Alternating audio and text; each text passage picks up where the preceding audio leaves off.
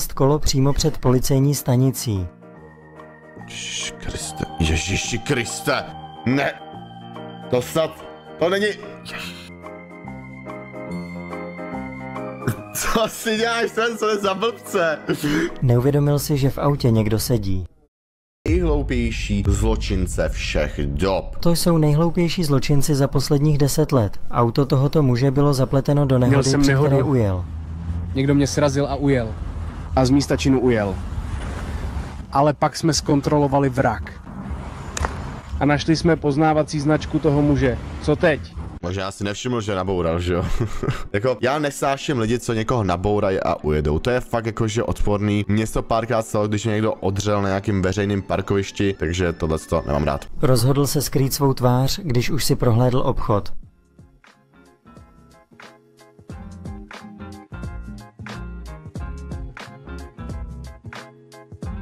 Co to? Co to? Já začínám mít menší a menší důvěru v lidstvo. Co to má být? Ten chlap vešel dovnitř a začal po všech chtít peníze, ale všichni ho tak nějak ignorovali. Všichni k zemi! Dejte mi všechny peníze! Dejte mi všechny peníze! Jak ten člověk kouká? No jo. K zemi, halo, kde jsou peníze? To je takzvaný pokus omyl, no.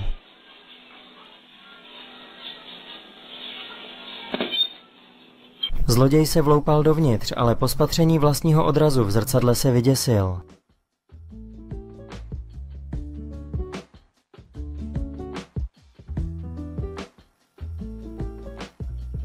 Tento muž se pokusil ukrást kolo přímo před policejní stanicí. Ježiši Kriste, ne, to snad, to není... Co si děláš, co je za blbce? Neuvědomil si, že v autě někdo sedí.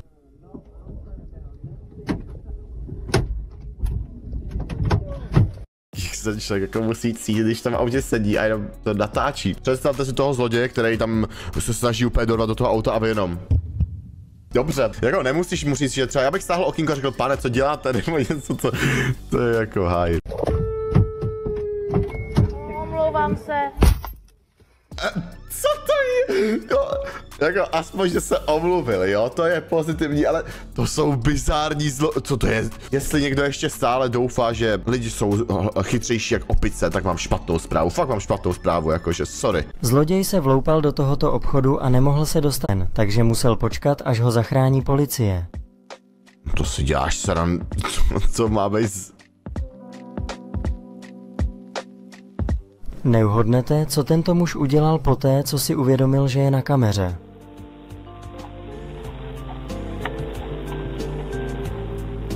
Odešel a vrátil se, ale tentokrát měl na sobě převlek. Možná jenom šel na Halloween, jo, jako, jestli si vzal převlek, je možný, že šel na Halloween, jo, to se může stát. Při pohledu na tyto balíčky si tento muž myslel, že má dobrou výmluvu. Jsem z UPS. Jsem z UPS.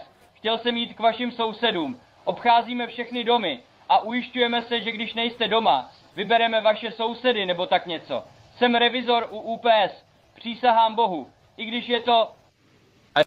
Ten chlap si myslel, že se mu docela dobře podařilo rozbít bezpečnostní kameru, tak tam později vešel bez převleku a myslel si, že ho nechytí.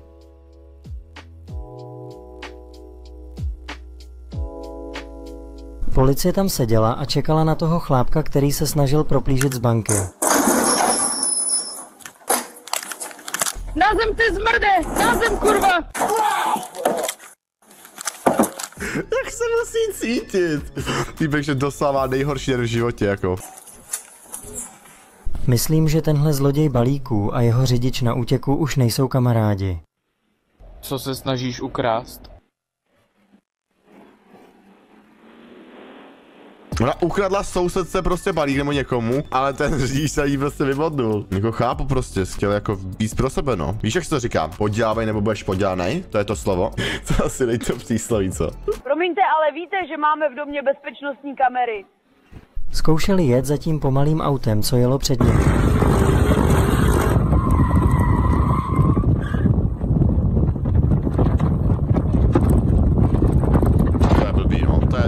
vůbec. Nějací zloději se vloupali do jeho obchodu, ale tahle skupina lidí je uvěznila, dokud se neobjevila policie. Zadem, ale uvízli v obchodě. Jo, za chvíli začnou ty chlápky zatýkat. Uvěznili lupiče uvnitř obchodu. To jako chceš, Většina lidí, kdyby nějak utekla z vězení, by se nejspíš snažila na chvíli zmizet. No, tahle žena měla jiný nápad. Nějakým způsobem utekla z vězení v Kanadě a jedna z prvních věcí, kterou udělala, byla, že šla se svými přáteli do únikové místnosti. Do únikové čeho? Jako asi escape room myslela. Jako, že si půjde zahrát escape room po tom, co utekla doslova, že escapenula z vězení. Jako já to neberu špatně, někde trénovat musela. Jenom nevím, jestli je ideální čas zrovna na to, no. Ti chtěli ukrást tento balíček, ale viděli, že sousedka má kameru u dveří. Jeden z nich se tedy postavil před ní, aby se pokusil kameru zablokovat. Ježiš, blbej a blbější, jakož doslova, jako co to je? Tento Jako kluci vy jste na to vyzráli, no. Fakt nejchytřejší lupič, tyjo, ve střední Evropě, no. Možná na svém světě. chlapík se vloupal do obchodu s mobilními telefony, ale při pokusu o odchod dostal nějakou karmu. Co dostal? Šel si pro novou 16, no, pro Max. Jako, já se nedivím, že jako bait lupič je jediná práce, která je možná, jo? Protože pokud nedokážeš doslova ani odejít dveřma, které jsou vysklený, ale narazíš do dveří, jako podle mě i můj pes je třeba chytřejší než jako ten lupič. Možná i ty dveře jsou chytřejší jak ten lupič. Jako... Neuvědomili si, že přímo před nimi je kamera zvonku. To si děláš, jo? Dveře. Myslel si, že když kameru přelepí barvou ve spreji, skryje svou totožnost.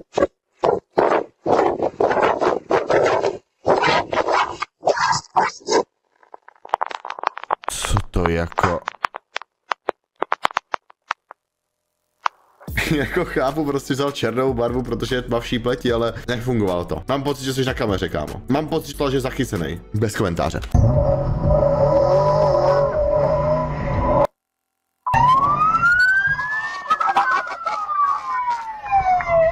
Se pokusila ukrást motorovou pilu tak, že si ji strčila do kalhot. To ne. Co to má být, jako? Jak se tak paní kouká? Ježiši, ne. Tyto lidé se pokusili vloupat do tohoto domu, ale neuvědomili si, že majitel má velkého strašidelného psa. Pozor, kluci, na toho psa, aby vás nerafnul. Jak to nejseš to vrčení? No to si děláš to je vtipné, jako. Já nevím, já asi musím zvážit svoji existenci na téhle planetě, protože jestli jste se někdy cítili hloupí, tak věřím, že po tomhletom videu můžete jít zvážit třeba kandidaturu na prezidenta, nebo něco takového prostě, nebo třeba být makléř, nebo nějaký, něco takového, že jo. Policista vešel dovnitř ve stejnou dobu, kdy tenhle chlap vykrádal obchod. Jaj, to je blbý, no.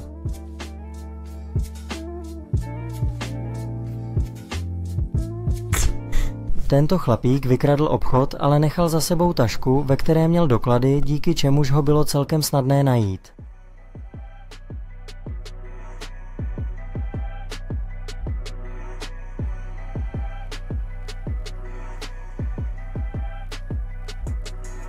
Chlap dělal na ulici drifty a pak se hned rozjel přímo proti obrovské skupině policistů.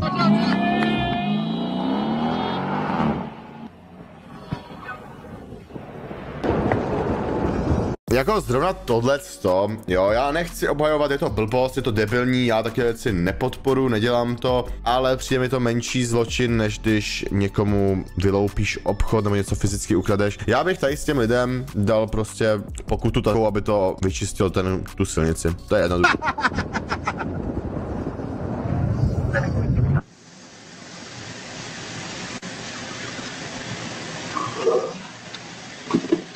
Ježiši, no tak to je ale debil, jako to je ale debil, fakt jako to se, jako co to bylo prostě, jako, to je fakt pitomec, jako.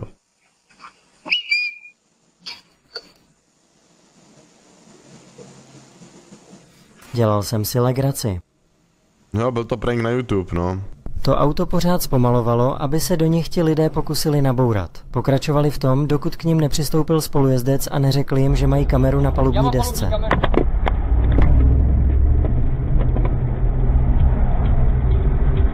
Ty chlapi se pokusili ukrást bankomat, ale jediné, co se jim podařilo, bylo zničit si auto.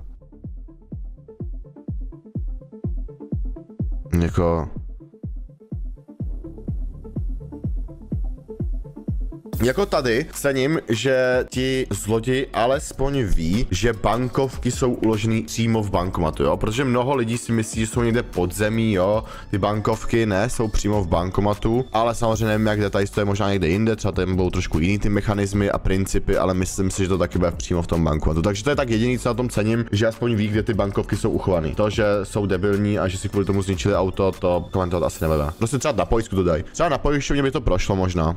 Ten chlap si opravdu myslel, že se mu podařil největší útěk z policejní dodávky.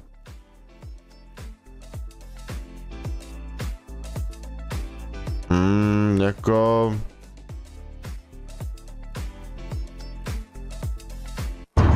Skoro.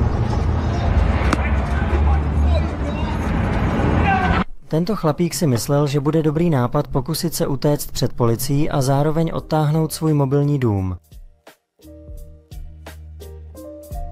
No tak jako to jsou minimální školy, to se opraví, to je v pohodě. Když by aspoň ta honíčka byla nadlouho, tak si může jít odpočinout do postele, no. To je jediné, co vidím v tady, jsem jako užitečný. Tohoto chlápka už nebavilo, že mu zloději kradou z auta, a tak si nainstaloval automatický postřikovač. Bacha na tu vodu, no, aby si nezmokl. To je... Ježiš, kde to žijeme?